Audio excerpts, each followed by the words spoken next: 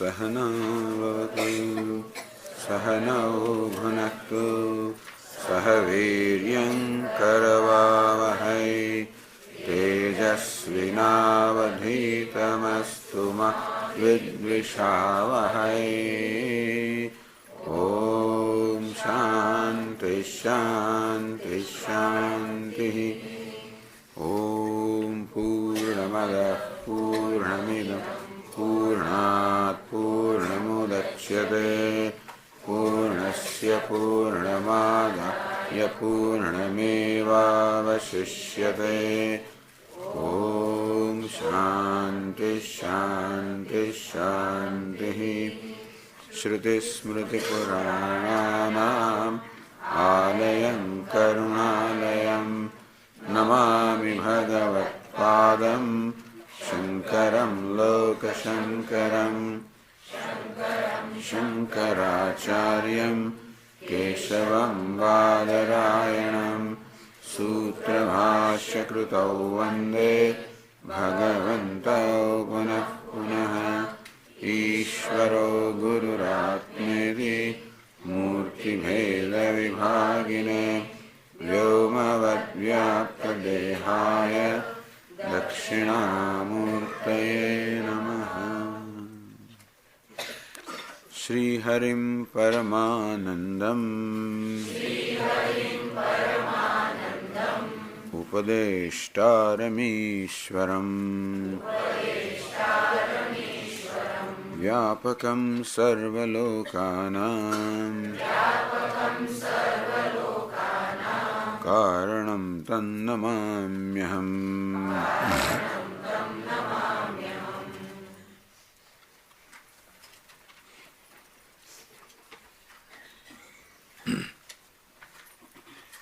चालीसवां श्लोक। एवं देहद्वयादन्यः आत्मा पुरुष ईश्वरः सर्वात्मा सर्वरूपश्च सर्वातीतोऽहमव्ययः।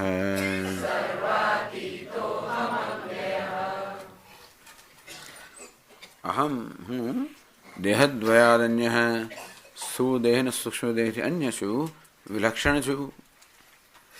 आत्मा हूँ आत्मा छु अर्थात मारू सातत्य है। असर्व जो परिवर्तन थई रह्या छे कर्तृत्व भोक्तृत्व वगैरह ये सर्व ने वास्तव में आधार आपनार एमने जोड़नारू सूत्र एवो आत्मा हूँ छु। आत्मा इत्येव उपासित उपनिषद में कहू कि वास्तव में हूँ आत्मा छू। ए प्रकार उपासना करवी जोईए, ध्यान करवू, अनुसंधान करवू जोईए। मारी जातने हूँ कर्ता भोक्ता श्रोता वक्ता तो मानु छू।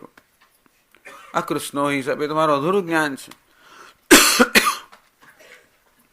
बधानी अंदर जयरे वक्ता होय त्यारे श्रोता न होय, श्रोता होय त्यारे द्रष्टा न होय, ए होय त्यारे वारो सतत एक पछी एक जो वेश बदलाया करे छे। અને એ પ્રકારે સામાન્ય રીતે મારી જાતને માનતો હોઉં છું, પણ એ સર્વની અંદર જે સતત રહેલો છે, દ્રષ્ટા પણ એક વેશ છે, શ્રોતા પણ એક વેશ છે, વક્તા પણ એક વેશ છે, એ વેશ ધારણ કરનાર બધા વેશમાં એ સતત રહેલો છે. જેમ પ્રધાનમંત્રી ભિખારી વગેરેને રાજા વગેરેને સતત એમને જોડનાર એક રહેલો છે. એ બધા ખંડ ખંડ છે. જે ભિખારી છે રાજા નથી, રાજા છે પ્રધાન નથી, છતાં પણ આ બધા પરિવર્તનને જોડનાર જે સૂત્ર છે, જેમનો આધાર છે, જેમનો આત્મા છે, જે સતત છે, તે તો હું આત્મા છું. ક્યારેક વક્તા ભલે હોઉં, ક્યારેક શ્રોતા હોઉં, ક્યારેક દ્રષ્ટા હોઉં, આ તો બધા વેશ છે. આત્મા ઉપાધિના જુદા જુદા સ્તરના વેશને કારણે, એટલે વાણીમાં અહમભાવને કારણે વક્તા કહેવાય, દ્રષ્ટિમાં અહમભાવને કારણે દ્રષ્ટા કહેવાય, श्रोत्रिय अहम कारण श्रोता कहवाय। सर्व में आत्मा इत्य उपासित सर्व में सतत भाव थी रहेलो छे, सर्व ने जोड़नार छे, सर्व में व्याप्त छे, एटले सर्वथी अतीत छे. आत्मा छू, पुरुष छू, ચેતન છું, જડ નથી. પૂર્ણ છું, અપૂરી આ પ્રકૃતિમાં નિવાસ કરનાર, પ્રકૃતિને સત્તા સુધી પ્રદાન કરનાર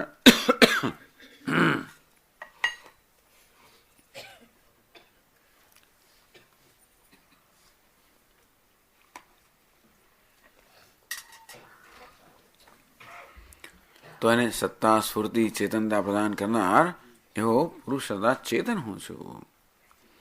ઈશ્વર છું, સ્વતંત્ર છું, કોઈથી પ્રભાવિત નથી, કોઈથી પરતંત્ર નથી. ઈશ્વર શાસક, જેવો શાસન કરનાર છે. આત્મા માટે જો કેવા શબ્દો વાપર્યા, ઈશ્વર શબ્દ પણ આત્મા માટે વાપરાયો. તો ઈશ્વરનું ઈશ્વરત્વ ક્યાં છે? ઈશ્વરને આપણે માનીએ કે એ વાસ્તવમાં શાસક છે, શાસન કરનાર છે, નિયંતા છે. તો જગત જેનું શાસન થઈ રહ્યું છે એ દ્રષ્ટિએ જોઈએ તો ઈશ્વર આપણે શાસક જણાય. જગત જેનું નિયંત્રણ થઈ રહ્યું છે, કારણ સર્વ વસ્તુઓ નિયંત્રિત છે, એ પરથી આપણે માનીએ કે ઈશ્વર નિયંતા છે. તો ઈશ્વર સામે નજર કરીએ કે જગતનું શાસન કરવા માટે એને શું કરવું પડે છે. જગતનું નિયંત્રણ કરવા માટે એના હાથમાં એવું લાગે છે વજ્ર મુદ્દતી, હાથમાં વજ્ર લઈને જાણે ઉભેલો હોય, ભયાદસ્ય અને ભયથી પવન વાતો હોય, બધાને ભયભીત કરીને બધા પાસે કામ લેનારો છે ઈશ્વર. તો કે નહીં, સન્નિધિ માત્ર છે. ઈશ્વરનું શાસન કરવાનું કેવું છે? હવા માત્ર છે. શાસન એક તો બળજબરી થાય, બીજું પ્રેમથી પણ થાય. કોઈને હૃદય જીતી લીધા આપણે તો આપોઆપ શાસન થાય. શાસન કર્યા વગર શાસન થાય. તો ઈશ્વરનું શાસન કેવું હશે? વજ્ર બધા દેખાડીને તલવાની ધાર, તલવાની નોકથી બધાનું શાસન કરે કે નહીં? એને તો જાણે બધા હૃદય ના જીતી લેતા હોય, પ્રેમથી શાસન કરે છે. અર્થાત જે શાસન કરવા માટે કોઈ પ્રકારનો પ્રયત્ન નહીં, આંખની પાપડ પણ ઊંચી ન કરવી પડે એટલો પ્રયત્ન, કે એવું કરે તો મારે થાકી જાય ભગવાન છે નહીં, આટલું કરીને આમ જોવું પડે. એવું પણ અનંતકાળ કરી દો થાકી જાય કે ના થાકી જાય? ઈશ્વરમાં જરા પણ કર્તૃત્વ હોય, મુખ્ય અર્થમાં જે કર્તૃત્વ વિકાર હોય ત્યાં વિનાશ હોય. ઈશ્વર તો જ અવિનાશી હોય, જ્યારે નિર્વિકાર હોય ત્યારે નિર્વિકાર હોય, જ્યારે આ બધી વસ્તુની સન્નિધિમાં થતી હોય એવો ઈશ્વર હું છું. એટલે જ્ઞાની પુરુષ જ્યારે એમ કે ઈશ્વર છું, ત્યારે એનો એવો અર્થ નહીં લેવાનો મુખ્ય અર્થ કે જગતનું સર્જન પાલન કરી શકે. પણ ઈશ્વરનું પણ જે તત્વ છે એ તત્વ હું છું એ પ્રકારે જાણે છે. અને ઈશ્વર જેવી સ્વતંત્રતાનું એવી સ્વતંત્રતા અનુભવે છે ખરો, અને અનુભવ સમાન છે. ઈશ્વર જેવી સ્વતંત્રતા અનુભવે, પૂર્ણતા અનુભવે, એ જ પ્રકારની સ્વતંત્રતા પૂર્ણતા અનુભવે છે. પરંતુ ઉપાધિના સ્તરે જગતનું સર્જન પાલન કરવું એ પ્રકારનો ઈશ્વરી નહીં. પણ એ બધા ઈશ્વરને કારણે થાય શું છે વળે? આખા જગતનું કે સ્વામી પછી માં જગતનું સર્જન કરી શકું, પણ એવું કરવાની જરૂર શું? કંઈક છું તો કશું કર્યા વગર તને એમ લાગે તો હું કંઈક છું એવું લાગવા માટે એવું કરવાનું શું જરૂર?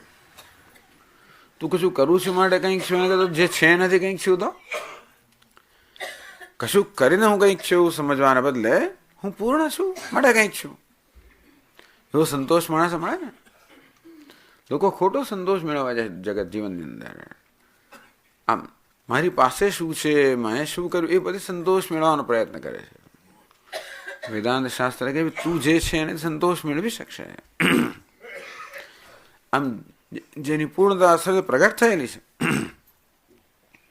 પુરુષ ઈશ્વર સર્વાત્મા, સર્વનો આત્મા છું, સર્વવ્યાપ્ત છું, સર્વરૂપ છે, બધા જ રૂપ વાળો છું, ઉપાધિ પણ હું છું, આત્મા હું છું અને વેશ પણ હું છું. સર્વાતીત સતીત એવો અવ્યય હું છું. આ પ્રકારે આત્મા દેહદ્વયાદન્ય હે. દેહદ્વય સ્થૂળ દેહ અને સૂક્ષ્મ દેહમાં એની વિલક્ષણતા બતાવી કે સ્થૂળ દેહ સૂક્ષ્મ દેહ અનાત્મા છે, પ્રકૃતિ છે. આ આત્મા છે, પેલા અનાત્મા છે. આ પુરુષ છે, પ્રકૃતિ છે. ઈશ્વર છે, નિયામક છે, નિયમ્ય છે. આ સર્વાત્મા છે, પેલા એક એક પરિચ્છન્ન છે. સર્વરૂપ એક રૂપમાં મર્યાદિત, સર્વાતીત તો નહીં, અતીત નહીં, સર્વથી વ્યાપ્ય, અવ્યય પેલો વિકારવાન. આ પ્રકારે આ બધા શ્લોકોમાં આત્મા હું કેવી રીતે બંને દેહથી ભિન્ન છું એ બતાવવામાં આવ્યું. એટલે તરત વેદાંતિને પ્રશ્ન પૂછે, આવું જ્યારે કે આત્મા સ્વામી, આત્મા અનાત્મા કરતા અન્ય છે, હા એવું આપ સિદ્ધ કરો છો, તો શું પ્રશ્ન થાય? એ પ્રશ્ન 41મા શ્લોકમાં પ્રગટ વ્યક્ત કર્યો છે. કહે છે, ઇત્યાત્મદેહ ભાગેન પ્રપંચસ્યૈવ સત્યતા યથોક્તા તર્કશાસ્ત્રેણ તતઃ કિમ પુરુષાર્થતા.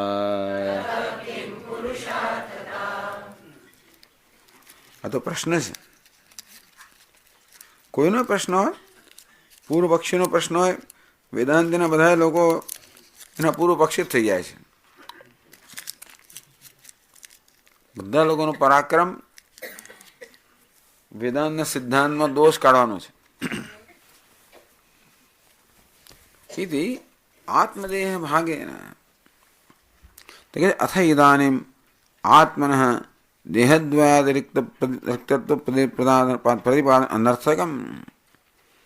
કહેશે કે આવી રીતે તમે આત્માને અનાત્મા કરતા જુદો બતાવો છો, એમાં તો તમારી જ ઘોર કહે ને, તમારા પગ પર તમે તમારા પગ પર કુહાડી લગાવો છો. તમે તો અદ્વૈતને ભરેલા છો, તમે દ્વૈતની જ વાત કરો છો. મેં એક જગ્યાએથી પેલો ઉલમાંથી ચૂલમાં પડવા જવું છે. હું દેહ નથી એમ કહેવા માટે આ બધું આટલું મોટું પ્રકરણ કર્યું. એમ કરવાનો ચેકમેટ થઈ ગયો. એમ કહો શું થઈ ગયું? આત્મા અનાત્મા કદાચ જુદો, એટલે કે આત્મન દેહદ્વય અતિરિક્ત પ્રતિપાદનમ અનર્થકમ. આ તો અનર્થક છે, અર્થ સરતો નથી. તમે જે અર્થ સિદ્ધ સારવા માંગો છો, મોક્ષ, એ મોક્ષમાં થશે નહીં. ઇતિ આત્મદેહ ભાગેન ઇતિ પૂર્વોક્ત પ્રકારેણ. છેલ્લા ખાસ કરીને 10 શ્લોકોમાં કહેવામાં એ પ્રકારે આત્મદેહ વિભાગેન, તમે આત્મા અને દેહનો વિભાગ કર્યો કે આત્મા દેહ કરતા જુદો છે. કથમ સ્યાદ દેહ કઃ પુમાન. આ દેહ છે, આત્મા કેમ હોઈ શકે? લિંગમ પણ ના હોય, લિંગ શરીર પણ ના હોય, ચંચળ છે, વળી પરિવર્તનશીલ છે વગેરે. અને આ રીતે તમે બહુ મોટા ઉપાડે પુરવાર કર્યું કે સ્થૂળ શરીર અને સૂક્ષ્મ શરીર આત્મા નથી. એમ કરવાથી શું થયું? આત્મા આ બંને કરતા જુદો છે. આત્મા જુદો અને સ્થૂળ સૂક્ષ્મ શરીર જુદો, પુરુષ જુદો અને પ્રકૃતિ જુદી. તો બંને જયારે જુદા હોય, એટલે જુદા ક્યારે કહેવાય? બંનેની સમાન સત્તા હોય ત્યારે. જો અદ્વૈત સિદ્ધાંત છે ને, એની મહાનતા આમાં છે. અદ્વૈત કે દ્વૈતના અભાવમાં નથી. અદ્વૈતના લોકો દ્વૈતથી ડરતા નથી કે ભાગતા પણ નથી. જો અદ્વૈત દ્વૈતના અભાવમાં હોત તો આપણે દ્વૈતનો નાશ કરી નાખવો પડે, તો જ અદ્વૈત આપણે પ્રાપ્ત થયું હોય. પણ નહીં, દ્વૈત છે છતાં અદ્વૈત. એ શું છે એ સમજાવે છે. હવે આપણો અનુભવ તો દ્વૈતનો છે, પ્રતીતિ દ્વૈતની છે, અને છતાં પણ દ્રષ્ટિ અદ્વૈતની કેમ હોઈ શકે? તો દ્વૈતની પ્રતીતિ હોય, દ્વૈતમાં વ્યવહાર હોય, અને છતાં પણ કેવી રીતે જ્ઞાની મહાપુરુષ અદ્વૈતમાં નિષ્ઠ હોય? ટૂંકમાં અદ્વૈત એ સત્ય છે, અને સત્ય કશાનો વિરોધ ના કરે. એવું ખરું બાજુ સ્વામી, સત્ય અસત્યનો વિરોધ, આ સત્ય કશાનો વિરોધ ના કરે. અસત્યથી વિરુદ્ધનો સત્ય નથી, અંધકારથી વિરુદ્ધનો પ્રકાશ નથી. આ તો અંધકારને પણ ઉજાળનાર પ્રકાશ.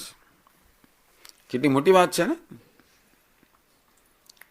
હું સત્ય બોલું માટે અસત્યની સામે મારે યુદ્ધ થતું હોય, અને વિરોધી હોવ ખલાસ કરી નાખો. હું નિરાકારને માનું છું, મળે જે સાકારને માનતો હોય બધાને જબ્બે કરો, બધા તોડી નાખો. એવું છે ને દુનિયામાં બાયપોલર, એક આ પોલ ને બીજો પોલ, આ પક્ષ કે પેલો પક્ષ. એટલે કહ્યું છે ભગવાન જ કરી નાખવાનો છે, એને બદલે અમે કરી દઈએ છીએ. કે આ બધા લોકો એટલે ભાઈ ભલે મૂર્ખ રહ્યા, કાફર રહ્યા, જે રહ્યા એને છોડ ને તું, પણ ના, એ હોવા જ ના જોઈએ. એટલે તારું શું બગાડ્યું છે, ખાધું છે હમણાં કે? પણ કેવી રીતે પોતાના શાસ્ત્રોના આધાર લઈને પોતાની મહત્વાકાંક્ષાઓ પૂર્ણ કરવી, બધું એની પાસે પાવર ગેમ. કેવી રીતે પોતાનું સામ્રાજ્ય જમાવવું, એ સામ્રાજ્ય જમાવવા માટે તમે શાસ્ત્રનો આધાર લો. એ મોટી મોટી વાતો કરો એટલે હા હા તો બધું સ્પિરિચ્યુઅલ વસ્તુ છે. પેલું વરુ એકવાર પાણી પીવા ગયું, ત્યાં ઘેટું આવી ગયું, નાનું બિચારું, એને ઘેટાને ખાઈ જવું છે ને, એક જ વસ્તુ એની છે, પણ એમ સીધું સીધું એના પર આક્રમણ ના થાય. એટલે આક્રમણ કરવા માટે કંઈક કારણ તો જોઈએ, ઘેટાનો વાંક તો હોવો જોઈએ ને, ત્યારે જ એને કંઈ સજા કરી શકાય ને. એટલે પેલું વરુ કે અરે કેમ તું આવ્યું છે, અહીં કેમ પાણી પીએ છે? મારા પાણીમાં તરસ લાગી છે, પાણી પીવું છે. તું પાણીને પ્રદૂષિત કરે છે, તું પાણી પીએ છે, દૂષિત પાણી મારી પાસે આવે છે. નાના મહારાજ જરા જુઓ તો ખરા, ત્યાંથી પાણી અહીં આવે છે. હવે શું કરવું? પણ ગઈકાલે તું આવ્યો હતો ને, ગઈકાલે તો અહીંયાથી આ પાણી પ્રદૂષિત, પણ હું તો આવ્યો જ નથી ગઈકાલે. પરમ દિવસ આવ્યો તો, હું તો પહેલી જ વાર આવ્યો છું. તારો કાકો આવ્યો હશે એમ ખરે ને, કોઈક રીતે એનો વાંક કાઢવો, આક્રમણ કરવું. પછી એમાં કહ્યું કે ભગવદ્ ગીતામાં આવું કહ્યું છે, અને વેદમાં પેલું કહ્યું, અને કુરાનમાં ફલાણું કહ્યું, અને બાઇબલમાં ચોથું કહ્યું. એટલે એવું કશું હોય જે બીજા માણસે મારી નાખવો, એને તોડી પાડવો, એવી જાતનું જે શાસ્ત્ર કહેતા હોય એવું કોઈ કહે ને કહ્યું હોય તો પછી એને આપણે શાસ્ત્ર કહીશું કે ઓલ પ્રમાણ છે ને, પ્રમાણ માનીએ. પણ એની અત્યારે અદ્વૈતનું વિરોધી નથી કહેવાનો ભાવ થાય છે. એની તકલીફ છે હિન્દુસ્તાનમાં, કશાના વિરોધી જ નથી. એટલા ઉત્કૃષ્ટ અહીંયા વિચારો બધા છે, એવી ઉત્કૃષ્ટ સ્તર પર આ લોકો બધા વિચાર કરે છે, કામ કરતા હોય, ચિંતન કરતા હોય, કે પેલા લોકોને સમજી જ ના શકે. સાત્વિકતાના એવા સ્તર પર છે, કોઈ પાછવતા તો એમને એની સામે કામ પાર પાડી જ ના શકે.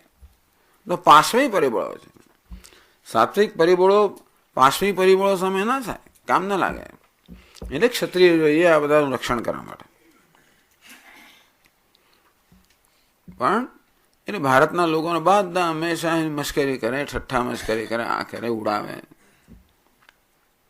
કે સોમનાથ પર આક્રમણ પેલા બ્રાહ્મણો સામવેદનું પાઠ શું કરવાના હતા? શું કર્યું તમે?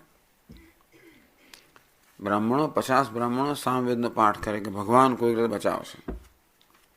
શું બચાવે ભારત તમારા ભગવાને? તો શું કર્યું? એ 50 બહાર નીકળ્યા તો એ શું થવાનું હતું? ટૂંકમાં એ બ્રાહ્મણો બહાર નીકળીને જનોઈથી કિસાન લોટાથી લડ્યા તો શું કર્યું હતું એમણે?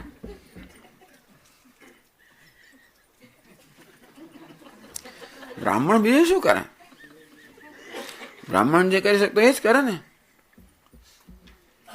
પણ ઓ કહેવાનું એવું સારું લાગે છે ને લોકો, વાત બરોબર છે. એને જ અદ્વૈત કહેવાય છે. કશાયનો વિરોધી નથી, કશાનો પણ નહીં. સંત હોય કે શૈતાન હોય, દ્વૈતનો વિરોધી નથી, ભેદભાવની પ્રતીતનો વિરોધ નથી.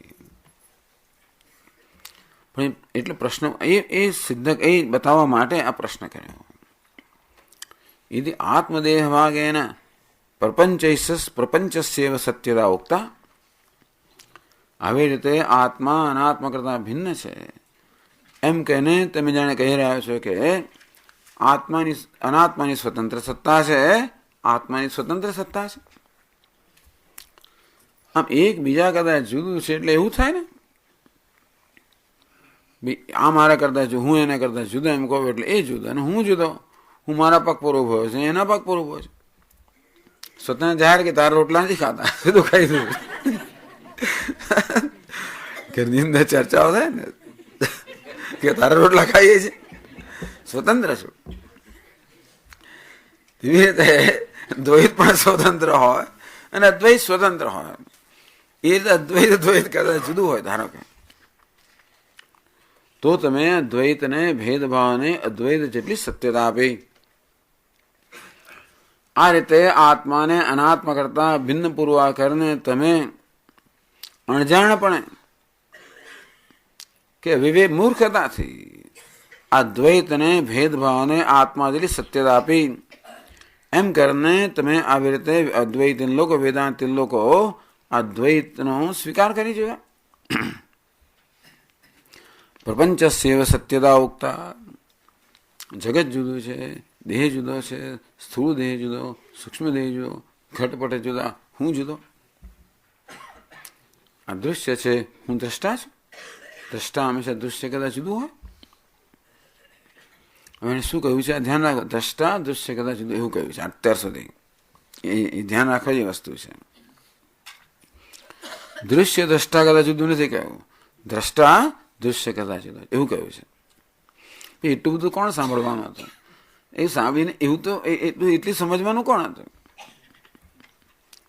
તમે કહેતા હતા ને તે દિવસ કે જીવ વિશ્વના અંશ, એટલે કોણે કહ્યું? પણ પ્રશ્નમાં આવું આવે કે મેં ક્યારે કહ્યું છે ભાઈ? ઘણી વાર પ્રશ્નો પૂછાય ને તો તે દિવસ પ્રવચનમાં આવું કહ્યું, પણ નથી કહ્યું. જરા ફરી સાંભળો. પણ જે વસ્તુ આપણા મનમાં હોય આપણને કદાચ સંભળાય તો એવું લાગે કે કહેવાય રહ્યું છે. ઘણી વાર આપણને લાગે કે આપણે સમજ્યા છીએ ત્યારે એનો શું અર્થ એવો થતો હોય કે હું જે માનતો હતો એ બરોબર હશે એવું સમજ્યા છે કે પણ આપ કહો છો કે દ્રષ્ટા દૃશ્ય કરતા ભિન્ન છે. ઘટ દ્રષ્ટા ઘટાદ ભિન્ન. ઘટનો દ્રષ્ટા ઘટ કરતા ભિન્ન છે. એમ કરીને આ ઘટ પણ ઘટ દ્રષ્ટા જેટલો જ સત્ય છે. અને તો પછી તમે ઘટને અર્થાત પ્રપંચને અનાત્માને સત્યતા આપી નથી. યથા ઉક્તા તર્કશાસ્ત્રેણ. તર્કશાસ્ત્ર નૈયાયિક લોકો જે પ્રકારે સત્યતા આપે છે, આત્મા અનાત્માનો ભેદ કહે છે કે જગત સત્ય છે, આત્મા સત્ય છે. બ્રહ્મ સત્યમ જગત સત્યમ એવું જે કહે છે એવું છે કે ભાઈ નૈયાયિકોના સૂત્ર નથી. પણ નૈયાયિકો એટલે કે તાર્કિકો, અનુમાનથી નિર્ણય કરનારા. શાસ્ત્ર એ તો આમ કહેશે કે અમે વેદને સ્વીકારીએ છીએ, પણ હું તો અનુમાનથી જ નિર્ણય કરનારા છે. આ તાર્કિક લોકો વેદનો એ અંશ સ્વીકારે જે અનુમાનને અનુકૂળ હોય. બાકી વેદ એને જ પ્રમાણ આપે, એક એક વાક્યને પ્રમાણ ના આપે. પોત અનુકૂળ હોય પ્રકારનું પ્રામાણ્ય આપે. આપણે તો એવું માનીએ છીએ કે અદ્વૈત વેદાંત સિવાય બધા એવા જ છે. દરેક જણ શાસ્ત્રને પ્રમાણ ગણે ખરા, પણ જે અંશ પોતાને અનુકૂળ હોય એને પ્રમાણ ગણે. જોકે લોકો શંકરાચાર્ય માટે એવું જ માને છે, બસ તત્વમાંથી જ પ્રમાણ છે. બીજા બધા કેટલાય વાક્યો છે દ્વૈતનું વર્ણન કરનારા. તમે તમારા અનુકૂળ અર્થઘટન કરો છો એમ કહે છે. પણ ચાલો હવે અત્યારે આપણે ચર્ચા નથી કરતા, છતાં કારણ કે આપણને એવો પ્રશ્ન નથી થતો. બહાર નીકળ્યા પછી થાય ખરો, એટલી વાત છે, અત્યારે તો નથી.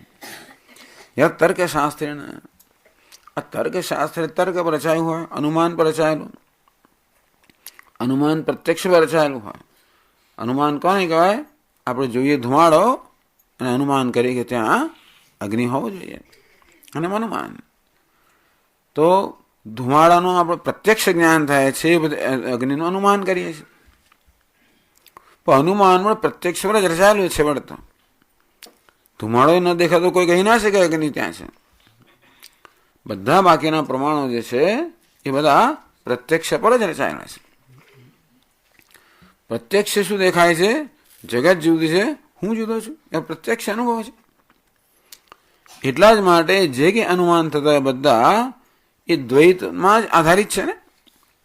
કે આપણું જીવન તો દ્વૈત પર આધારિત છે, અથવા આપણે એવો ખ્યાલ ધરાવીએ છીએ કે જગત જુદું છે અને હું જુદો છું. તો એ મૂળ વસ્તુ દરેક દલીલોમાં રહેતી જાય છે. અંતેથી ભલે નૈયાયિકો ગમે તેટલા બુદ્ધિમાન હોય, પરંતુ એમનો બધા જે નિર્ણયો તર્ક પરથી એ લોકો જે નિર્ણયો પર આવ્યા છે એની પાછળ આપ આવ્યો તો ખરો જ કે જગત જુદું છે, હું જુદો છું. તો સામાન્ય માણસને તર્કમાં કંઈ ફેર ના પડે. મેં કહ્યું ને, સામાન્ય માણસે કહે કે આ જગત જુદું છે ને હું જુદો છું, અને પેલો ખૂબ બધા ચિંતન કર્યા, મહિના ચિંતન કર્યા પછી એ નિર્ણય પર આવે જગત જુદું છે, હું જુદો છું. 12 વર્ષ ભણ્યો પછી એ નિર્ણય પર આવે. એ લોકો કે એટલે વજન પડે, આપણે કહે તો વજન ના પડે. પણ એવું ખરું, ઘણી દલીલો બધી કરે, એમ કરે ને જગતની સત્યતા પુરવાર કરે. મેં કહ્યું ને એકવાર, એક રાજા હતો, અને એ રાજા બહુ શોખીન હતો. વિદ્યા વ્યાસંગી, એટલે એમને વિદ્યાનો બહુ શોખ. એની સભાની અંદર ઘણા વિદ્વાનો હોય બધા. એ અદ્વૈતનો પ્રેમી રાજા હતો. એકવાર કઈ દ્વૈતના પેલા કેટલા વિદ્વાનો એની સભામાં આવી ગયા, અને ચાલો શાસ્ત્રાર્થ થયો અદ્વૈતના વિદ્વાનો અને અદ્વૈતના વિદ્વાનો વચ્ચે. કોઈ કહે પેલા દ્વૈત પેલા જીતી ગયા, એ તાર્કિક લોકો જીતી ગયા. તર્ક શું, વેદાંત શું કહે છે? શુક્તિકા અને રજત. શુક્તિકા એટલે છિપોલી, એટલે ચાંદી. જેવી રીતે છિપોલીમાં ચાંદીનો ભ્રમ થાય છે, છિપોલી સત્ય છે, ચાંદી મિથ્યા છે. આ વેદાંત સિદ્ધાંત. પેલા શું કે છિપોલી સત્ય છે, ચાંદી પણ સત્ય છે. આ અદ્વૈત અથવા તર્કનો સિદ્ધાંત.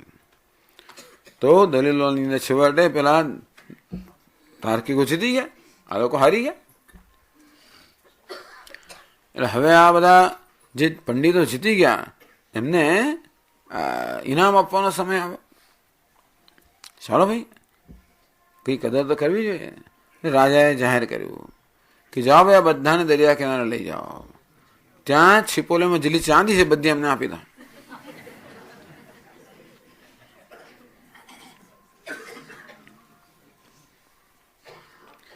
એવું છે. યથા તર્કશાસ્ત્રે નિર્ણયતા. તો તર્કશાસ્ત્રે જેમ નિર્ણય કર્યો કે આ જગત સત્ય છે, એમની સત્યની વ્યાખ્યા શું છે? અર્થ ક્રિયાકારિત્વ સત્યત્વ. એ કે ભાઈ આ ઘડો સાચો છે, કારણ ઘડો એનું કામ કરે છે. ઘડો શબ્દ છે, એનો અર્થ થાય એ પ્રમાણે ઘડો છે. પાણી એટલે જે વહેતું હોય, જે તરસ छिपाવતું હોય, એવું ધર્મ જે ધરાવતું એનું નામ પાણી. એ સાચું પાણી છે. તું ઝાંઝવાનું જોડે ખોટું પાણી છે, પણ આ તો સાચું જ પાણી છે. અંતેથી અર્થ પ્રમાણે જે ક્રિયા કરતું હોય એ સાચું. એટલે નૈયાયિકોની વ્યાખ્યા પ્રમાણે જગત કેમ સાચું છે? કારણ કે એ પોતાના નામ પ્રમાણે ગુણ ધરાવે છે. એ વ્યાખ્યા કરીને લોકો જગતને સાચું કે. આમાં વેદાંતિ લોકો જગતને મિથ્યા એટલે ઘણા લોકોને મુશ્કેલી થતી હોય છે. તમે કહો જગત મિથ્યા, તો કે હા. આ દિવાલ મિથ્યા છે, તો કે હા. જરા અમે ચાલી આપો જોઈએ. આવું સાંભળો જ તમે? આ દિવાલ મિથ્યા છે તો તમે ચાલી આપો જોઈએ. એને કે મિથ્યા એટલે ચાલી આપે તો મિથ્યા કહેવાય. ભાઈ મિથ્યાની અમારી સત્યની વ્યાખ્યા શું, અને મિથ્યાની શું વ્યાખ્યા, એ આગળ કહેશે. પણ આ રીતે દરેક જણ સત્યની પોતાની રીતે વ્યાખ્યા કરે છે, અને પછી નિર્ણય કરે છે. પરંતુ નૈયાયિક કોને સત્ય કહે? જે વસ્તુ પોતાના નામ પ્રમાણે ગુણ ધરાવતી હોય, એવી ઉપયોગિતા દાખવતી હોય, એ સત્ય છે. આ ગુલાબ છે, અપેક્ષા રહે કે એમાં સુગંધ હોવી જોઈએ, અમુક રંગ હોવો જોઈએ, અમુક પાંખડી હોવી જોઈએ, એ છે, મારા ગુલાબ સત્ય છે. ચાંદી સત્ય છે, કારણ કે તમે એને બજારમાં લઈ જાઓ તમને આટલા પૈસા મળે. છિપોલીની ચાંદી ખોટી છે, કારણ કે એના પૈસા ના મળે. આ ચાંદી સાચી છે. એ પ્રકારે જગત સાચું છે, કારણ કે જગત પણ પોતાના નામ પ્રમાણે બધા ગુણ દર્શાવે છે. પ્રપંચ તતઃ કિમ પુરુષાર્થતા તતઃ પ્રપંચ સત્યત્વ પ્રતિપાદનાત.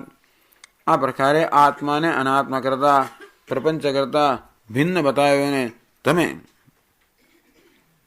પ્રપંચની સત્યતા સિદ્ધ કરી, જેમ નૈયાયિકો કરે છે. તો જગત પણ સત્ય હોય. અનાત્મા અને આત્મા બંને એકબીજા જુદા હોય તો પછી શું વળવાનું? કેમ પુરુષાર્થ જીવનનો કયો પુરુષાર્થ સિદ્ધ થાય?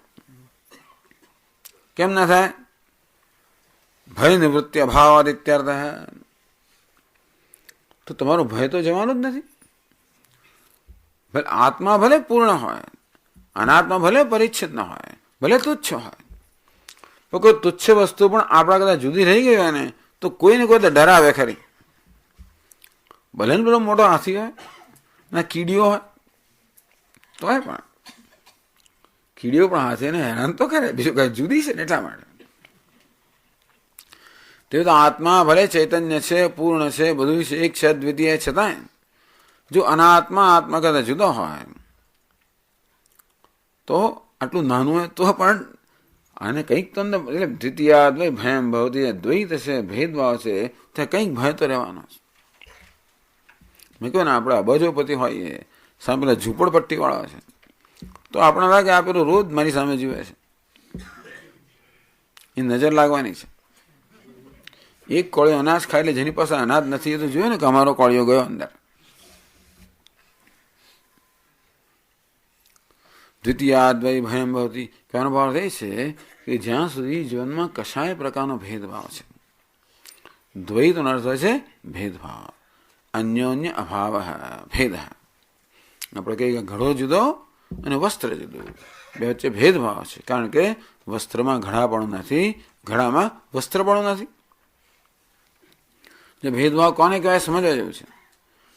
વ્યવહારમાં આ ઘડો જુદો અને વસ્ત્ર જુદું એવું કેમ કહીએ છીએ આપણે? કારણ કે વસ્ત્રમાં ઘડાપણું નથી. ઘડો કોને કહેવાય? જેમાં પાણી ભરી શકાય, પાણી લાવી શકાય વગેરે, એવું વસ્ત્રમાં ના થાય. તો ઘડામાં વસ્ત્રપણું નથી, વસ્ત્રમાં ઘડાપણું નથી. વસ્ત્ર કોને કહેવાય? જેને આપણા શરીરને આચ્છાદિત કરે, એવું ઘડાથી ના થાય. અને ઘડો કોને કહેવાય? જે પાણી ભરાય, એ વસ્ત્રથી ના થાય. એટલે ઘટે જુદો અને પટે જુદો, અને અન્યોન્ય અભાવ કહેવાય. બે ભેદ છે. તેવી રીતે આપ કહો છો કે અનાત્મા આત્મા અનાત્મા નથી, એટલે આત્મામાં અનાત્મા પણ નથી, અનાત્મામાં આત્મા પણ નથી. માટે આત્મા અને અનાત્મા અન્યોન્ય ભિન્ન છે, અને તેથી ભેદભાવ થયો, અને તેથી અધૂરો રહી જવાની. ટૂંકમાં આ વસ્ત્ર ઘડાને હંમેશા યાદ દેવડાવવાનું. પેલા નાના છોકરાઓ આમ પેલા યાદ દેવડાવે ને, પેલા ચોકલેટ દેખાડે, પેલા ચોકલેટ દેખાડે, જો કેવી છે તારી પાસે નથી ને, જો પેલું બીજું કઈ પૂછડું દેખાડે, જો તારી પાસે નથી, એમ કરે. એનો મત એ છે કે જ્યારે કશી વસ્તુ મારા કરતા ભિન્ન હોય ત્યારે એટલું તો નક્કી જ છે એ જે છે તે હું નથી. તમે મારાથી જુદા છો, તમે જે છો તો હું નથી. હું જે છું તે તમે નથી. તમે જે છો તમારામાં જે છે વિશેષતાઓ એ મારામાં નથી જ. હું ગમે તેટલો મહાન ભલે ના હો તોય પણ તમારી પાસે જે શક્તિ હોય, જે આવડત હોય, જે કશું એ તો મારામાં નથી. તમે ગાઈ શકતા હો, હું ગાઈ ના શકતો હોઉં. તમે ચિત્રકામ કરો, તમે સાથિયા દોરો, તમે સ્વેટર ભરો, કશું મારામાં ના છે.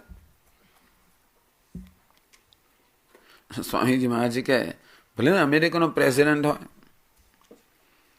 તોય પણ આ મચ્છર એને પૂરી દે છે, મચ્છરદાની પૂરી દે.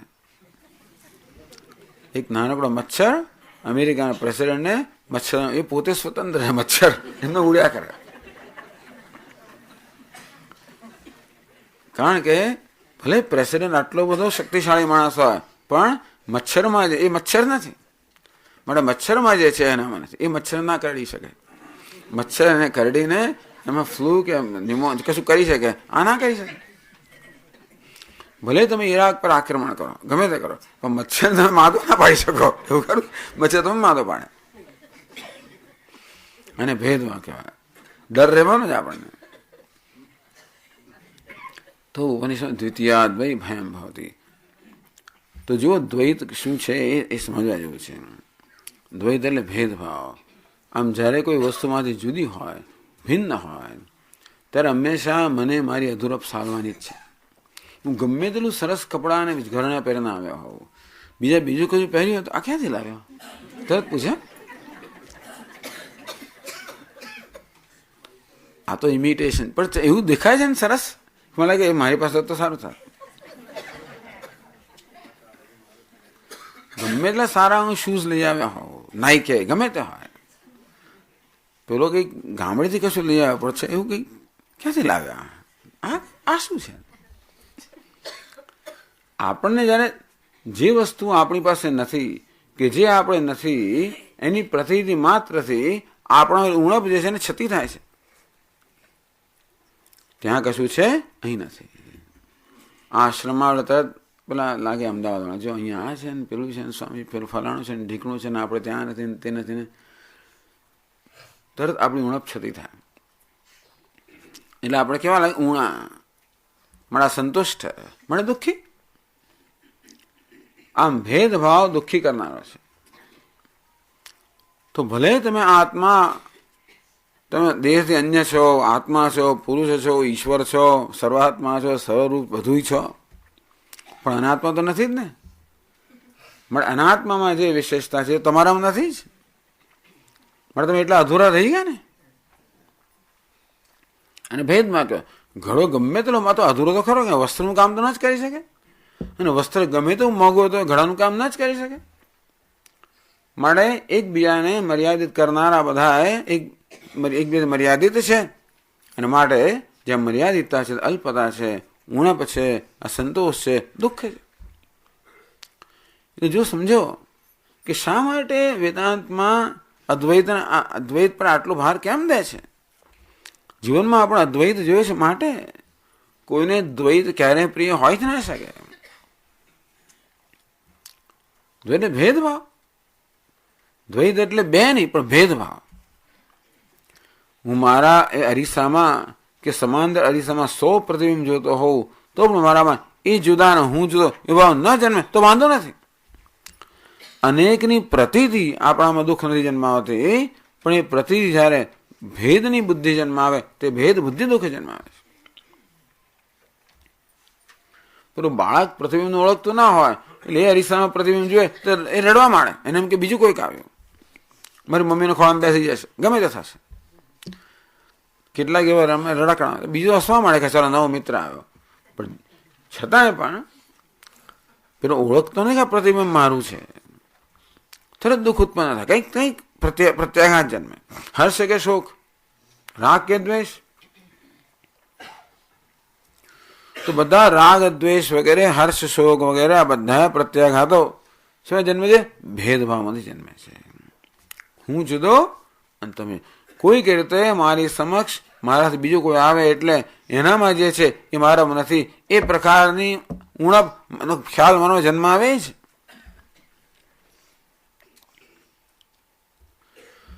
તો જ્યાં આવી ટૂંકમાં આત્મા આટલો મહાન હોવા છતાં પણ એમાં અનાત્મામાં રહેલી વિશેષતા નથી, માટે આત્મા એટલો ઊણો રહી જવાનો. અને તો પછી તમારી પૂર્ણતા ક્યાં છે? મોક્ષ ક્યાં છે? તો જ મનુષ્ય મુક્ત થાય જ્યારે બધી અપૂર્ણતાની લાગણીથી મુક્ત થયા.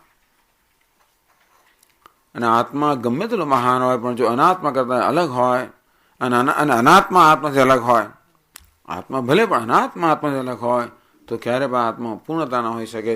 મને પૂર્ણતાનો ક્યારે અહેસાસ થાય જ નહીં, અને તો અસંતોષ રહી જવાનો, તો એનું નામ મોક્ષ નથી. કેમ પુરુષાર્થતા? કયો પુરુષાર્થ સિદ્ધ થાય? કુત્સિત પુરુષાર્થત્વમ. જે પુરુષ સિદ્ધ થાય એ પણ બહુ ઈચ્છનીય નથી, કારણ કે તમે અધૂરપની લાગણીઓથી મુક્ત નહીં થાવ, ઈચ્છામાંથી મુક્ત નહીં થાવ, ઈચ્છાઓ પૂરી કરવાની પ્રેરણામાંથી મુક્ત નહીં થાવ, અજંપામાંથી મુક્ત નહીં થાવ, અને કશુંક શોધવાની જરૂરિયાતમાં મુક્ત નહીં થાવ, કે નવું બનવાની ઈચ્છાઓથી મુક્ત નહીં થાવ. આ પ્રકારે પૂર્વ પક્ષ રચવામાં આવ્યો. અને આપણે આત્મા અનાત્મા વિવેક એવું સાંભળીએ એટલે આત્માને અનાત્મા કરતા જુદો હોય એ પ્રકારનું પ્રતિપાદન થાય, એટલે આવો પ્રશ્ન સ્વાભાવિક તો જન્મે છે. તેનો ઉત્તર આપે છે, ભેદ જ્ઞાનસ્ય અભેદ જ્ઞાનમ પ્રતિ કારણત્વાત.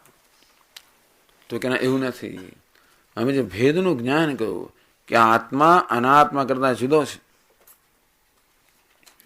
દેહ આત્મા ના હોઈ શકે, સ્થૂળ દેહ આત્મા ના હોઈ શકે, સૂક્ષ્મ દેહ આત્મા ના હોય. અને ઘણા કારણો કયા. પેલું દૃશ્ય છે, આત્મા દ્રષ્ટા છે, પેલું વિકારી છે, નિર્વિકાર છે, જળ છે, સ્વયં પ્રકાશ છે, અનેક અનેક મલ સંશ્લિષ્ટ है અને અસંગ છે. એ પ્રકારના અનેક કારણોથી બતાવ્યું. તો કે એ પ્રકારે આત્માને અનાત્મા કરતા જુદો પાડવામાં આવ્યો. એ ભેદ જ્ઞાન કહેવાય. આત્માને અનાત્મા કરતા જુદો જાણવો એ ભેદ જ્ઞાન. ભેદ જ્ઞાન છે અભેદ જ્ઞાનમ પ્રતિ કારણત્વાત. તે આત્મા અનાત્મા કરતા જુદો છે એ જ્ઞાન છેવટે અનાત્મા ને આત્માની એકતાના જ્ઞાનનું સાધન છે. તો પહેલું પગથિયું કયું છે? આત્માને અનાત્મા કરતા જુદો જાણવો. એનું પરિણામ છેવટે શું આવશે? કે આત્મા એક અને દ્વિતીય છે એ પ્રકારનું જ્ઞાન થાય. અંતિમ જ્ઞાન કયું છે? હું એક અદ્વિતીય છું. અર્થાત હુંથી કાંઈ અન્ય કાંઈ છે જ નહીં. અને તેથી એવું કશું જ નથી જેમાંથી અન્ય હોય, ભિન્ન હોય, મારામાં કોઈ પ્રકાર અધૂરપ ઉત્પન્ન કરી શકે. હું પૂર્ણ છું. તો આત્માની અદ્વિતીયતાના જ્ઞાનમાં આજે આત્મા અનાત્માનું ભેદ જ્ઞાન છે એ સાધન બને છે. અને તેથી તમે કહો છો એ પ્રશ્ન ઉપસ્થિત થતો નથી. અમે જે આત્માનું અનાત્મા કરતા ભિન્ન છે એવું જે કથન કર્યું એ વ્યર્થ નથી, પરંતુ એ દ્વારા આત્માના ઐક્યનું કે પૂર્ણતાનું જ્ઞાન થાય છે માટે કહ્યું છે. તો એ વસ્તુ કહે છે 42મા શ્લોકમાં, ઇત્યાત્મદેહ ભેદેન દેહાત્મત્વં નિવારિતમ ઇદાનીમ દેહભેદસ્ય ह्यसत्वं स्फुटमुच्यते.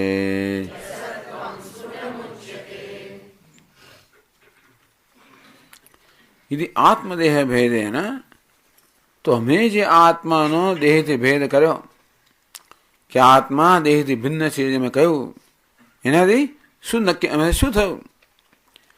આત્મા દેહથી કે અનાત્મ ભિન્ન છે એથી આત્મા અનાત્માનું દ્વૈત સિદ્ધ થતું નથી. શું સિદ્ધ થાય છે? દેહાત્મત્વમ નિવારિતમ. આ દેહ આત્મા છે એનું નિવારણ થયું. આત્મના દેહાત પૃથક્કરણેન દેહસ્ય પ્રાપ્તમ ચાર્વાક આત્મત્વમ નિવારિતમ. તો જે ચાર્વાક માનતો હતો કે દેહ જ આત્મા છે, દરેક માણસ માને. ચાર્વાકની શું વાત કરવી? ત્યાંથી આપણે શરૂ કરીએ છીએ ને. દરેક ચાર્વાક તો માણસ મેં કહ્યું પ્રમાણે ઘણી બધો 12 વર્ષ અભ્યાસ કરીને એ નિર્ણય પર આવેલો છે. પણ આપણે તો એમને જન્મ નિર્ણય ધરાવીએ જ છે. તેથી ચાર્વાક કહો કે ગમે તે કહો, ટૂંકમાં સામાન્ય રીતે મનુષ્ય દેહને જ આત્મા માને છે. તો પહેલા તો એને જણાવવાની જરૂર છે કે ભાઈ આ તું દેહ પર તો મર્યાદિત નથી. પહેલા એ કહેવાની જરૂર છે કે તું દેહ પર તો મર્યાદિત નથી. આ દેહ તારામાં કોઈ સીમા રેખા ઉત્પન્ન કરતું નથી. આ દેહનો આકાર તારો આકાર નથી. આ દેહની મર્યાદા તારી મર્યાદાઓ નથી. દેહનો જન્મ તારો જન્મ નથી. દેહનું મૃત્યુ તારું મૃત્યુ નથી. દેહના વિકારો તારા વિકારો નથી. એ તો કહેવું પડે ને. દેહની જડતા તું તારી જાતને વિકારી માને છે, જન્મવાળા માને છે, મર્ત્ય માને છે, પરિચ્છિન્ન માને છે, દેશમાં કાળમાં બધી રીતે તારી રીતે મર્યાદિત માને છે. તો કે બધા કારણ નથી. દેહમાં અહમ ભાવને કારણે તું એમ માને છે કે તું મરવાનો છું. દેહ મરવાનો છે. દેહમાં અહમ ભાવને કે તું માને છે કે હું એક જ સ્થળે છું, બીજા સ્થળે નથી. દેહનો એ મર્યાદા છે. હું કાળમાં મર્યાદિત છું, પહેલા નહોતો પછી નો, એ દેહની મર્યાદા છે. હું વિકારી છું, યુવાન વૃદ્ધ છું, એટલે એ દેહનો ધર્મ છે. એટલે આ રીતે દેહને આત્મા માનવાને કારણે જે અનેક બધી ગ્રંથિઓ મારામાં જન્મ લે છે, જે ગ્રંથિઓને કારણે પીડાવું છું, પહેલા એમાંથી મુક્ત થવાની જરૂર છે. એ ગ્રંથિઓથી મુક્ત થયા પછી જ્યારે મારું મન સ્વસ્થ થાય ત્યારે પછી એને કહે કે ભાઈ તું તો અદ્વિતીય છે, અનંત છે. પોતાની અનંતતાનું દર્શન કરે પહેલા પોતાનામાં મર્યાદા મિથ્યા છે એ તો જાણવું છે. પહેલા એને કહેવું પડે કે ભાઈ દસમુખ છે. દસમા છોકરાની શોધની અંદર પહેલું પગથિયું કયું છે? આખો દિવસ દસમા છોકરાને શોધ્યા છતાંય દસમો મળ્યો નહીં.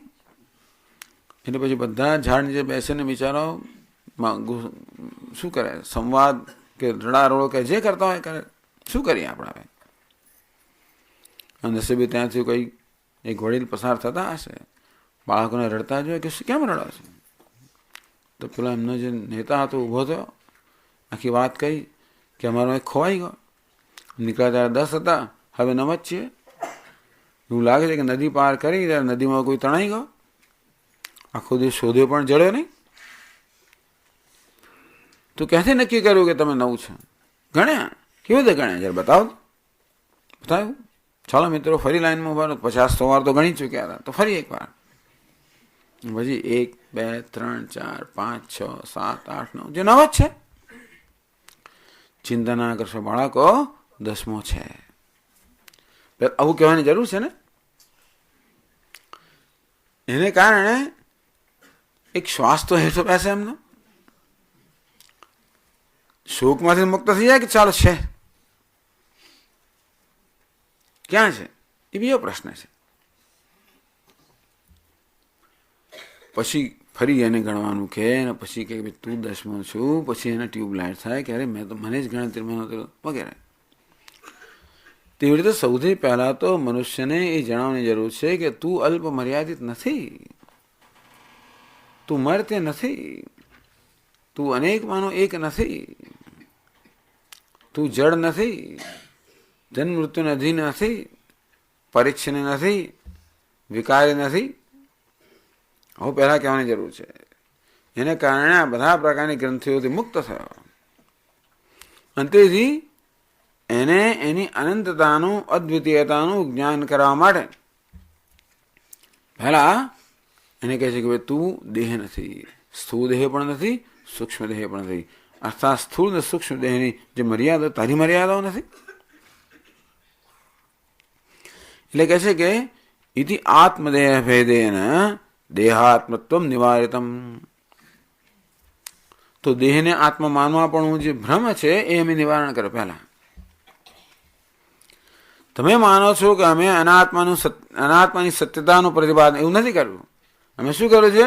માત્ર આત્મા દેહ છે એ ભ્રમનું નિવારણ કર્યું છે. ઇદાનીમ દેહ ભેદસ્ય સત્વમ સ્ફુટમુચ્યતે. હવે જરા સાંભળો.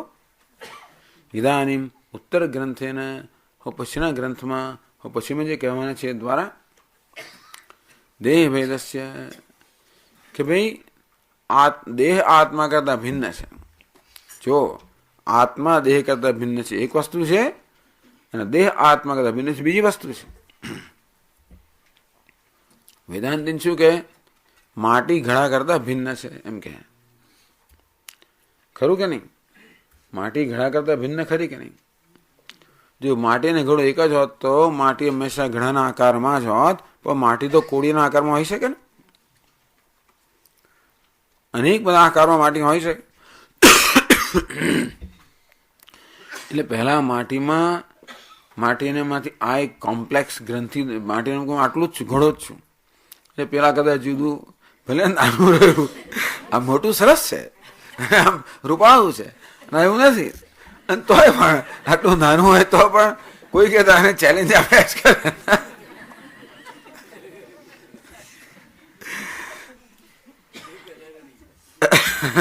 કારણ કે આ માટી પોતાને ઘડો માને છે. એટલે પહેલા માટીને કહ્યું કે તું ઘડો નથી. અર્થાત ઘડાનો આકાર તારો આકાર નથી, ઘડાની મર્યાદા તારી મર્યાદા નથી, તું ઘડા કરતા જુદી છે. પણ ઘડો માટી કરતા જુદો એવું મેં નથી કહ્યું. એટલે આ સમીકરણ કેવું છે? માટી ઘડા કરતા જુદી છે, પણ ઘડો માટી કરતા જુદો નથી. માટી ઘડા કરતા જુદી કઈ રીતે છે? માટી સ્વતંત્ર છે, પોતાના પગ પર ઉભેલી છે. ઘડો હોય કે ન હોય, ઘડાપણો હોય કે ન હોય, માટી તો છે જ. જ્યારે ઘડો સર્વ રીતે માટી પર આધારિત છે. માટી ન હોય તો ઘડો ન હોઈ શકે. પૂજ્ય સ્વામીની ભાષામાં કહીએ તો B is equal to A, but A is not equal to B. Actor A અને બેગર બી. અભિનેતા એ એણે ભિખારી બી નો વેશ ધારણ કર્યો. તો કયું સમીકરણ છે? આ ભિખારી છે એ અભિનેતાથી ભિન્ન નથી, પણ અભિનેતા છે એ ભિખારી કરતા ભિન્ન છે. પરંતુ કોઈ કારણસર પેલો અભિનેતા જે વાસ્તવમાં કરોડપતિ છે એ પોતાને ભિખારી માને લે. એટલે પહેલા પુરવાર કરો, તું ભિખારી નથી, પછી દર્શાવવામાં આવે કે ભિખારી પણ મિથ્યા છે.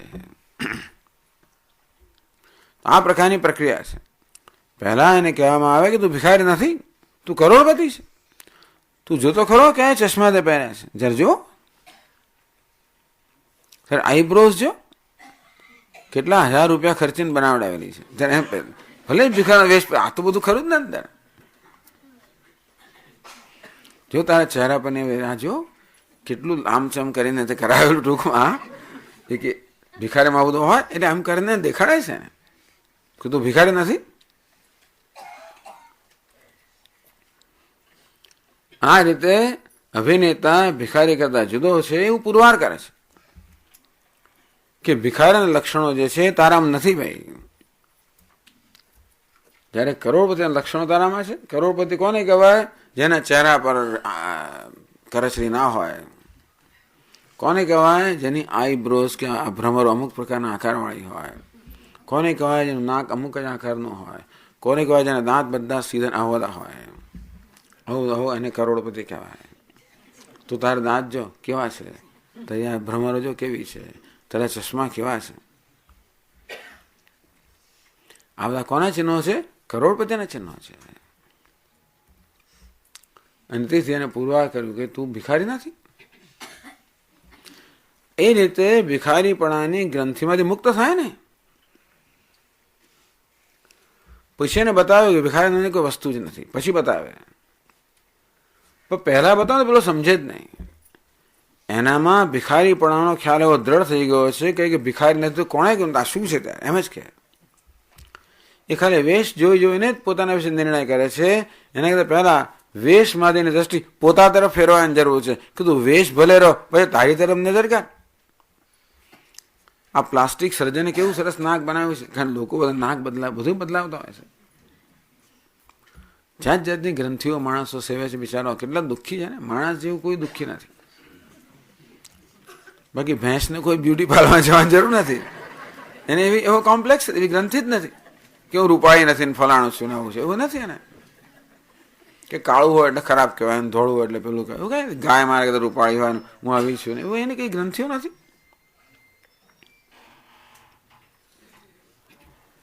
જ્યારે આપણને તો દરરોજ છે સ્વામીજી કેમ કેટલા દિવસ થયા પછી આમ તો વાળો બરોબર આમ સપાટ રહેવું જોઈએ. બરોબર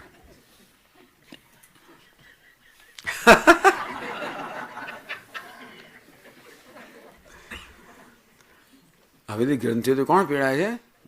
માત્ર મનુષ્ય જ પીડાય છે. એ સતત એક પોતાની તુલના કર્યા કરે બીજા સાથે અને પછી કે આવો છે ને તેવો છે ને પેલું છે ને પેલું છે એમ કરે. સતત બિચારો પીડાયા જ કરે. એ તો ખાલી આપણે આપણી જાતને બીજી પ્રવૃત્તિમાં વ્યસ્ત રાખીને આ પીડાને ઢાંકી જ દેતા હોય, છાવરી લેતા હોય છે. જતી નથી આવતી. રાત પડે એટલે બધું બહાર આવે. સુવા જઈએ ત્યારે ત્યાં સુધી ટીવી જોવું, પેલું જોવું, ફલાણું જોવું, ગપ્પા મારવું, આમ કરું, કામમાં રહેવું. બહુ કામ કરે છે. કામ ના કરે તો કરે શું? ગાળો થઈ જાય માણસ સુખમાં. કારણ કે માણસ પોતાની જાતનો સામનો ના કરે તો એને કશીક રીતે વ્યસ્ત રાખવું જ પડે પોતાની જાતને. એટલે કામ કરવું એવું સારી વસ્તુ છે, પણ એનાથી આપણે ટૂંકમાં કામ મારો પીછો કરે ને મને છોડીને એ જુદી વસ્તુ છે ને. વેદાંત અને કશાનો એક પરતંત્રતાનો જ વાંધો છે. જે કરવું એ કરો, પરતંત્રતા ના જોઈએ, સ્વતંત્રતા. તો તો પહેલા ભિખારીને કહેવામાં આવે કે A is equal to B is equal to A is not equal to B. આ ભિખારી એ છે એ અભિનેતાથી ભિન્ન નથી, અભિનેતા ભિખારીથી ભિન્ન છે. આ સમીકરણ વેદાંતનું સમીકરણ છે. પહેલા કે અભિનેતા ભિખારી, ભિખારી અભિનેતા નથી. તો સીધું સાદું છે, એ તો બધાએ કહે છે ને કે ભિખારી છે. અમે નવું શું તમે કહું? ભિખારી જણાય ત્યારે પણ અભિનેતા છે એ કહેનારો હોય એ જ ખરો આપણને દેખાડનારો નીકળે. જો એને રાજા કહેવાય અને ભિખારી કહેવાય, બરાબર છે. જરા વેદાંતિને કહે ભિખારી તરફ પણ જરા ઝીણવટથી જો તો શું દેખાય છે? ઓહો, આ તમારો પ્રિય અભિનેતા છે. એટલે કહે છે કે ભાઈ ભેદ જ્ઞાનસ્ય અભેદ જ્ઞાનમ પ્રતિ કારણત્વાત. અને પહેલા આત્માને અનાત્મા કરતા ભિન્ન બતાવ્યો, એ આત્માની અદ્વિતીયતા પુરવાર કરવા માટે એનું આ પગથિયું છે. ઇદાનીમ દેહભેદસ્ય યસત્વમ સ્ફુટમુચ્યતે. હું બતાવીશું કે આ ભિખારી નામની વસ્તુ જ નથી. હવે પછી અમે ભિખારીનું મિથ્યાત્વ બતાવીશું, તો જ અભિનેતાનું અદ્વિતીય તો સિદ્ધ થાય. અભિનેતા ભિખારી નથી, પણ ભિખારીનું કંઈક અસ્તિત્વ રહી જતું હોય તો અભિનેતા જુદો અને ભિખારી જુદો. તો કે નહીં, ભિખારીનું વસ્તુ છે જ નહીં. જે છે તે કોણ છે? માત્ર કરોડપતિ જ છે. તે અનાત્માની વસ્તુ કોઈ જુદી છે નહીં, જે છે માત્ર આત્મા જ છે, એવું બતાવીશું. પહેલા આત્મા અનાત્મા કદાચ જુદો છે બતાવ્યો, પછી કહે છે કે અનાત્માને જરા ધારીને જો શું દેખાય છે? આત્મા જ દેખાય છે. ટૂંકમાં આત્માથી અન્ય કાંઈ નથી. અનાત્મા મિથ્યા છે, માત્ર દેખાવ છે. જે છે તો આત્મા જ છે. અને તેથી આત્મા અનાત્માનો ભેદ પણ સત્ય નથી, એ મિથ્યા છે. ઇદાની ઉત્તર ગ્રંથેન તસ્ય દેહ ભેદસ્ય અસત્વમ. અસત્વ એટલે શું? આત્મસત્તા અતિરિક્ત સત્તા રાહિત્યમ. જેવી રીતે ભિખારીની સત્તા પેલા અભિનેતાની સત્તા કદાચ જુદી નથી, જેમાં ઘડાની સત્તા માટીની સત્તા કદાચ જુદી નથી, તેવી રીતે અનાત્માની સત્તા આત્માની સત્તા કદાચ જુદી નથી. જેવી રીતે પ્રતિબિંબની સત્તા બિંબ કરતા જુદી નથી. આપણે ઘરમાં શોખીન હોઈએ અને ઘણા બધા અરીસો મઢાવે હોય ઘરમાં, તો આપણે બેઠા હોય વચ્ચે તો કેટલા બધા સ્વામી દેખાય. ત્યાં સ્વામી તમારે ઘરે આવ્યા છે, સ્વાગત કરવું છે. સ્વામી ચા લેશો, કોફી લેશો? કોફી. કેટલા કપ કોફી જોઈશે? બધા ગણવા પડે આપણે. 15, 16 સ્વામી, 16 કપ કોફી લાવશો? એક જ કપ કોફી. કારણ કે પેલા જ અંદર દેખાય છે બધા અરીસામાં, એ કેવા છે? એ દેખાય છે પણ વાસ્તવમાં છે નહીં. એક જ સ્વામી અનેક રૂપે ભાસી રહ્યો છે. એકને ચા પીવડાવો, બધાને ચા મળી ગઈ. થયું શું? અરીસામાં જોઈને માણસ રડાય છે બિચારો, ખકડાટ કરે. કેમ? અરીસો વક્ર છે એટલે એને ચહેરો વાંકો દેખાય છે, એને કારણે બહુ દુઃખી છે. એટલે કે ભાઈ તું એ નથી, પ્રતિબિંબ તું નથી. પ્રતિબિંબ વક્રતા તારી વક્રતા નથી.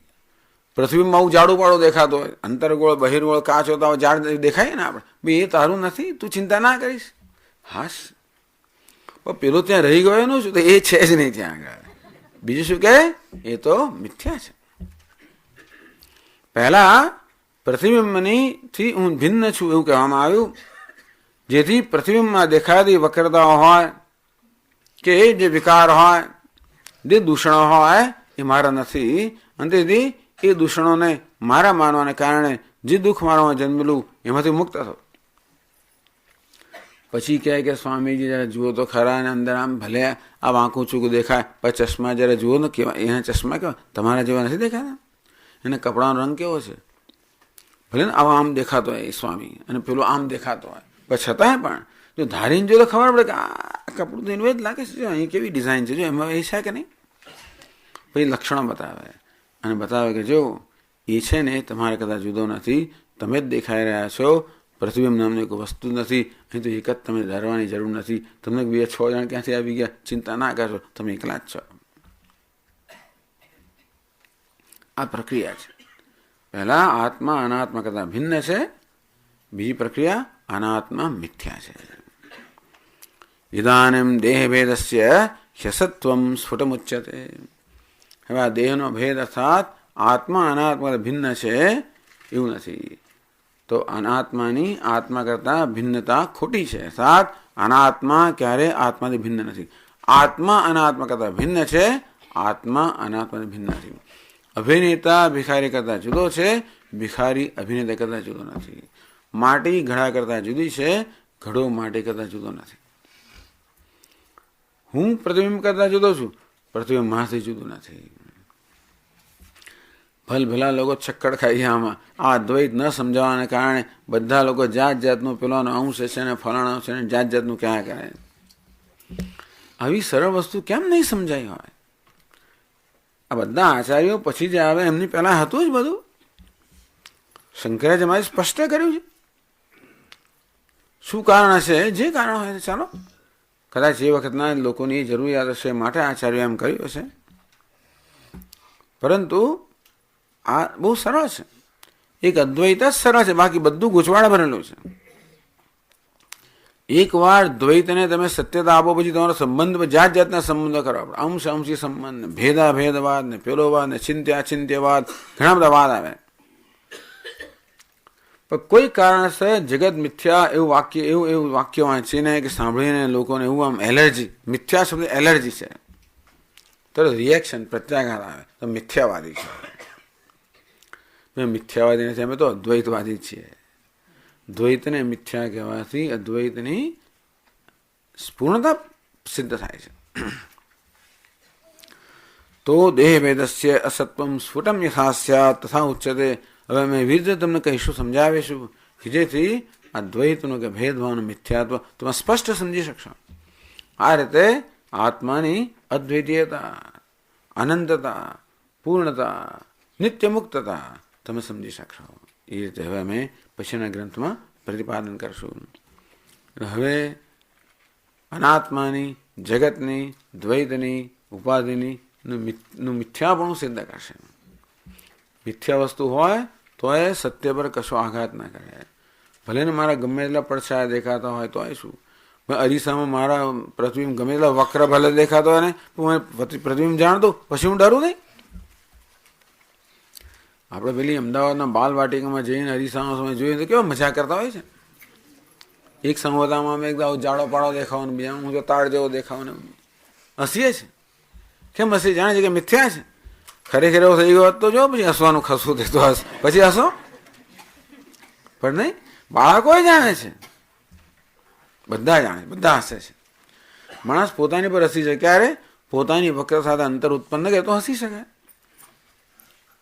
નહીં તો આપણે એની સામે જઈએ જ નહીં. ના, મને ગમતું નથી બી એમ હજી દેખાય જ છે. જે હું કહું ને પેલો આવો ફોટો ના પાડશો ભાઈ. એટલે ફોટો પાડો તો કે બદલાઈ જાવ, આવો ફોટો નહીં પાડવો.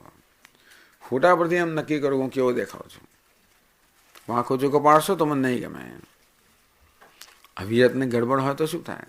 પણ ફોટો મિથ્યા છે ભાઈ, તમે નથી ફોટો. ફોટો મારા જેટલો સત્ય હોય તો પડછાયો માણસ, ઘણા લોકો પડછાયો વ્યવસ્થિત પડવી જ દરકાર કરે. પડછાયા પરથી પડછાયો છે તો મિથ્યા હોવાને કારણે હોય ના હોય ગમે તેવું હોય એ મહત્વનું રહેતું નથી. મિથ્યા છે સત્ય પર આધારિત છે, સત્ય સ્વતંત્ર છે અને મિથ્યા સત્યમાં કોઈ આંચ ન લાવી શકે. એ વસ્તુઓ પછીના શ્લોકો બતાવશે.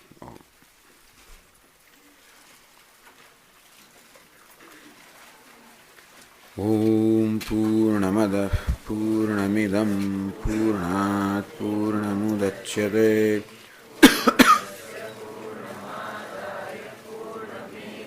અવશિષ્યતે. ઓમ શાંતિ શાંતિ શાંતિ. શંકરં શંકરાચાર્યં કેશવં બાદરાયણં સૂત્રભાષ્યકૃતૌ વંદે ભગવन्तौ પુનઃ પુનઃ. ઈશ્વરો ગુરુરાત્મેતિ મૂર્તિભેદવિભાગિને વ્યોમવદ્વ્યાપ્તદેહાય દક્ષિણામૂર્તયે નમઃ.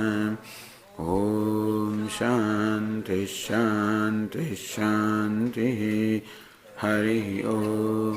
શ્રી ગુરુભ્યો નમઃ. हरि ओम।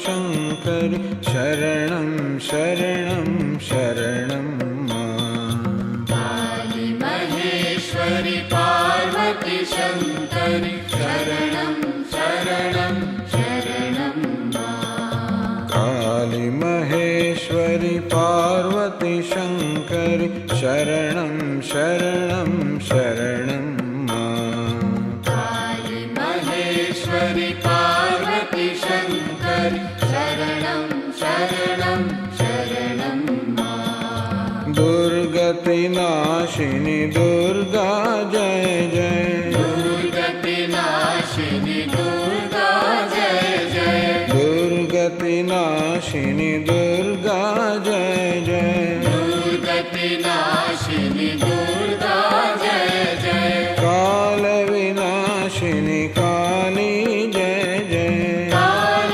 विनाशिनी काली जय जय काल विनाशिनी काली जय जय काल विनाशिनी काली जय जय कुमार माँ ब्रह्माणी जय जय कुमार माँ ब्रह्माणी जय जय कुमार माँ ब्रह्माणी जय जय कुमार माँ ब्रह्माणी जय जय राधा सीता रुक्मिणी जय जय राधा सीता रूपिणी जय जय राधा सीता रुक्मिणी जय जय राधा सीता रूपिणी जय जय काली महेश्वरी पार्वती शंकरी शरणं शरणं शरणं